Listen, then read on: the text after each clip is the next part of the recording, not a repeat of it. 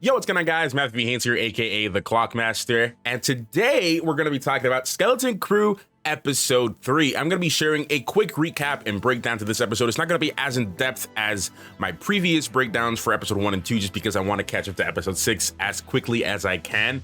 But man, this episode was really great, and it really expanded a lot of the mystery and the lore, and even a lot of character development here in Episode 3. So there's a lot to talk about, so I'm going to try my best to keep this as short as possible as we dive into Episode 3 for Skeleton Crew. So at the beginning of the episode, we see a great landscape shot again of At-Aten, and there's some things in this episode that I immediately want to talk about from the next episodes that, you know, we kind of learned things about, but we're gonna leave that for later on because it's pretty exciting to talk about. But again, to follow up on what I was saying on the previous episodes about At-Aten, how beautiful it is and how well structured this environment is, and keep that in mind. There's a lot here to break down. But we get into this shot here, and we get back to the parents of the children. We see Wendell, we see Farah, and we see Neel's mother, and they're discussing what's going on. Obviously, the children are missing. They're trying to figure out what's going on, what's happened here. And they were told that they got no help from the supervisor, and the supervisor's not going to come in and help them. Obviously, they're freaking out. They want to know what can do. Farah wants to send in a petition to the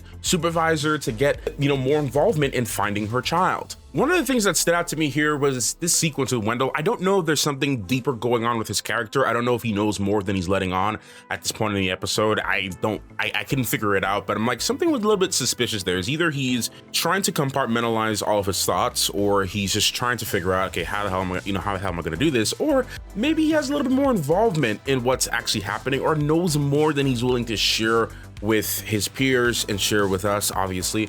So we just kind of have to wait and see what happens with his character. So fast forward into the episode, we actually learned around this part here, we got another name drop for Jude Law's character, and someone calls him Captain Silvo. And prior to this point, the kids, especially KB and Fern, start to question the authenticity of his words. They don't trust him. They don't trust the thing he's saying. He says he's a Jedi, they don't believe him. Because at this point, they sent him back down to base of the planet to get the droid so that he can go back to the ship with them and help them get off and get away from this pirate base. Clearly his name isn't Captain Silvo, and whoever this person that he worked with in the past already placed a bounty on his head, or it will be placing a bounty on his head at this point of the episode to try to get, you know, some money from him. Obviously, people, they're looking for him, and we're getting deeper information that this guy is not who he says he is, and that there's a lot going on with his character. And I mean, again, there's so much mystery with him, is that you want to know exactly what's he up to, what's his past. I have so many questions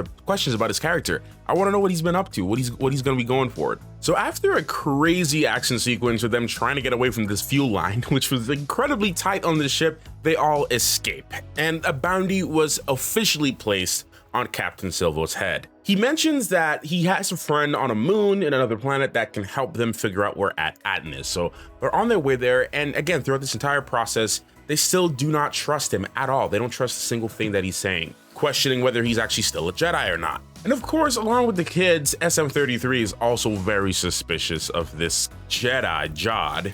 And at this point, everybody except for Wim is the only ones that don't trust him. So another key moment here in this episode was when the kids were sitting at the table having some food, and they discussed the great work. Neel brings it up really well and talks about how, what if this mysterious thing or everything that's going on with At-Aten has something to do with this great work? You know, what does my mom do? What does your parents do? What work do they do? They start to question exactly what's really going on at their planet. Again, furthering the mystery of At-Aten itself, because we don't know what's going on. All we know at this point is that, okay, there's definitely something suspicious going on with this planet and what's going on with the people that live there. And even the kids, again, here in the sequence, are starting to realize this for themselves. Again, there's a lot of hints here that KB is force sensitive in some type of way. It was mentioned in the first episode and the second episode when they were trying to escape and everything like that. It was kind of mentioned, but I don't know, to me, there's a lot more subtle hints here. I could just be, you know, just digging for something that doesn't exist here, but for some reason I feel like she's force sensitive in some type of way. They're hinting at it a lot. So I don't know, we'll have to actually wait and see if this is a revelation that happens. And you know, it'd be pretty cool to see another young Jedi or another young Force user. That would be pretty awesome to see. So we finally make it to this moon that Jod, or Captain Silvo, was talking about, and the music here, I just wanted to point out here, the music in this sequence is like, it reminded me of like an old school, like alien film, like a 1920s or something like that. Like it's very like one of these alien horror movies with the little music playing in the background. And also this shot here, this sequence of they're walking on this, the surface of this moon, and you can see the planet in the background, and then their shadows in the front. I actually really love this type of shot, and it feels almost comical yet intentional at the same time. I mean, because you've seen a lot of sequences like this before in the past. Obviously they're trying to make these things, it feels kind of like one of these old school sets, but also it looks pretty good on the surface as well. It feels like it was a very intentional stylistic choice that I pretty much enjoyed. The kids are obviously still very suspicious of him because they're like, why are you hiding the ship? If this is a friend of yours, why didn't you park the ship a little bit closer to their home? I don't know, something suspicious is going on here. Silvo, or Jod here, actually says that his friend, you can't really trust them because they might backstab you, so just be on the lookout for that. The kids don't know what that means, but he says, basically that, they might betray us. So we meet this character by the name of Kim, who recognizes Captain Silvo, but she calls him by yet another name, and the name was Crimson Jack. She ends up calling the Republic on him, and again, this shows more of the mysterious past that this guy has. Like, who is this dude? There's so many questions. Like, who is he? What does he do? Like, what is his purpose? But why is he? What's going on? How many names does this guy have? So we meet Kim, and immediately the first thing that popped into my mind was like, okay, so this is another thing that they're gonna find a way to sell a plushie of. Because here's the thing with Star Wars, they always gotta find a way to target children in some type of way. So like, what kinds of stuff can we add that we can throw into the Walmart shelves that Hasbro can make? Like, can we make a plushie out of this? Can we make a Lego set out of this? Can we make a little toy out of this?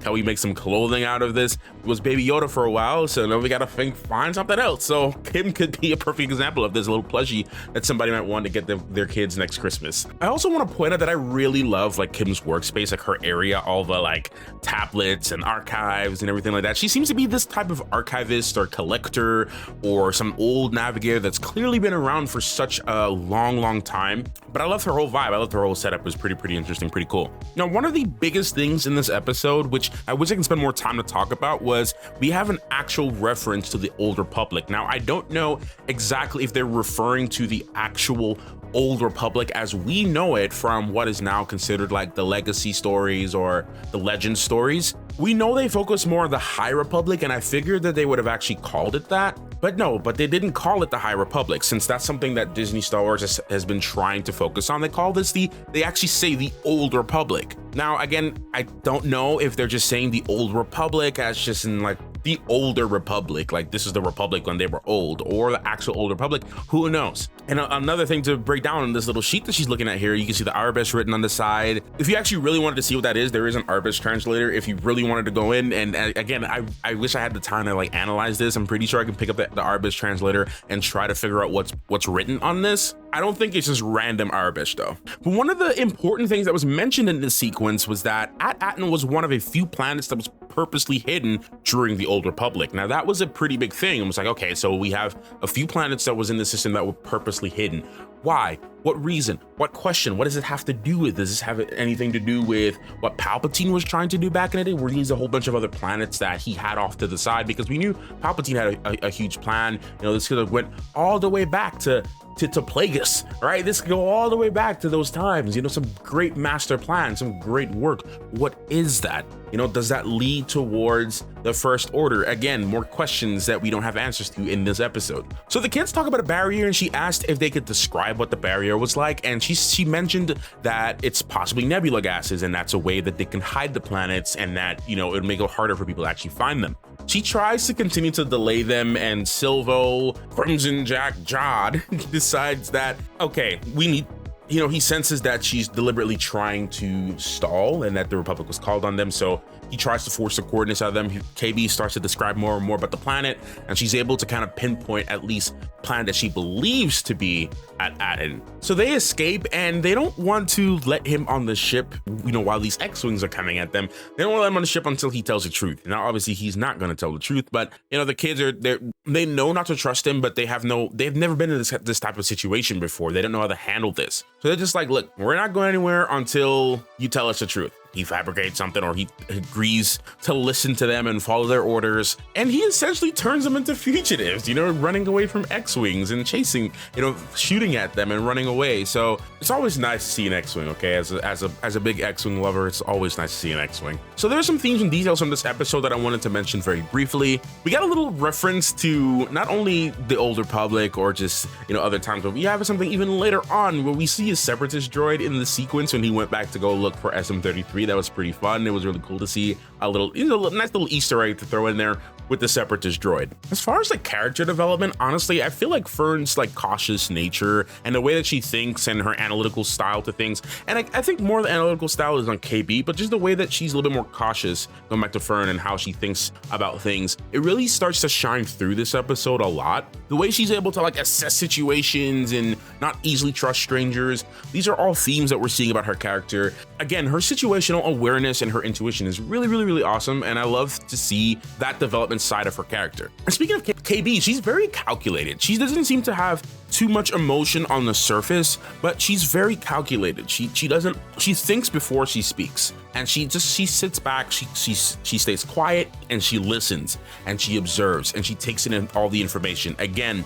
she's even on the ship, you know, with Captain Silvo Crimson Jack Jod, and looking at him and talking like, I don't trust this guy. And the way that she goes about it and processes things, she's taking information all in and processing everything. So I just love how calculated her character is. Things that I really loved about this episode as well was how it really expanded the overall lore for Star Wars, introducing a lot of new characters as well, like Kim. I really love her character. I actually wouldn't mind to see more of her character in general because I'm just obsessed with her workshop. Personally, I just want to see more of that. I loved how the chemistry with the cast as well was really starting to grow, and it was feeling a lot more authentic, more relatable in general. And I know I touched a little bit on the music in the first two episodes, but the music in this episode really stood out to me. And again, I mentioned it earlier with like the alien track when they got to the moon and the dark side of it and everything. That it was really awesome. And overall, I felt like the pacing of the episode was pretty solid as well. Like, it was good enough to keep me engaged. Honestly, I wanted to watch the rest of the episode. And the next episode, I didn't have any issues with this episode at all whatsoever. So like literally on my first viewing, guys, there was like nothing that really stood out to me that I was like, I don't really like this episode, or any major criticisms for me, just based on the episode itself. So honestly, guys, this episode gets an 8.5 out of 10 for me. I really just enjoyed the storylines. I love the Old Republic references. I love some of the expansions of Jude Law's character and his story and trying to figure out more about him and what's his deal, what's going on with him.